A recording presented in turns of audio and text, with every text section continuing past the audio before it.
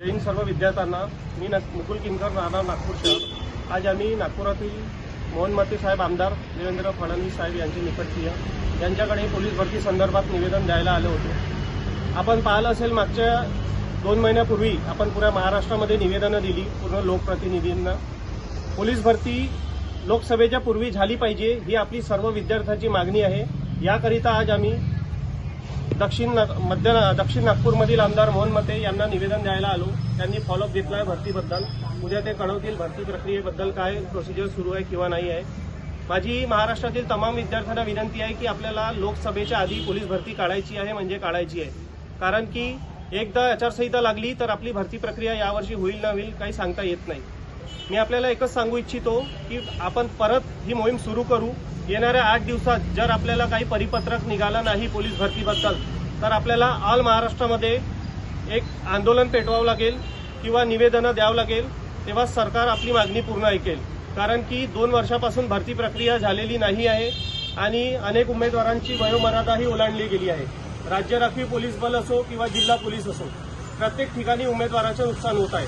गृह विभागात 98,000 पदं रिक्त असून आकृतीबंध तयार झाला असून सरकार का बरं इतका विचार करत आहे की भरती प्रक्रिया घेऊन नाही राहिली आहे।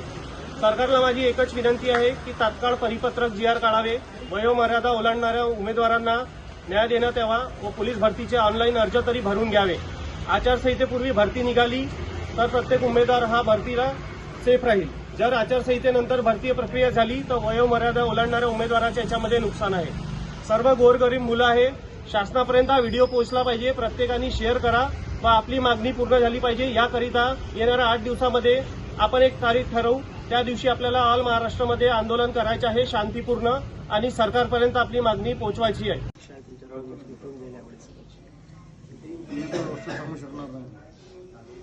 सर्वांना फोन लावला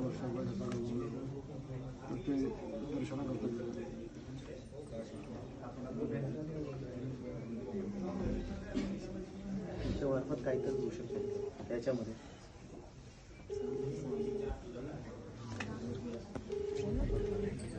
आम्हाला तर वाटतं सगळेच लागले पाहिजे। तेच सर, सर्व गोरगरीबच मुलं आहे सर, सर्व क्लासेस करून राहिले आपल्याला। तर पोलीसच्या भरतीत गोरगरीब जातील ना, तेच सर, मोठे जेवढे जाणार आहे।